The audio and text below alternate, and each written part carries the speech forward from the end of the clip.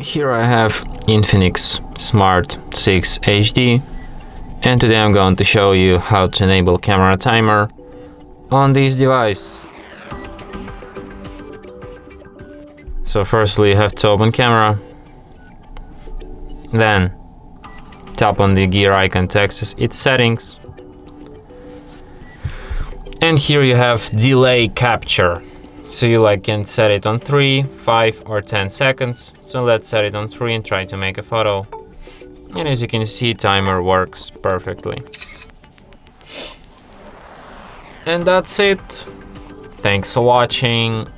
If you find this tutorial useful, don't forget to hit that like button and subscribe to our channel.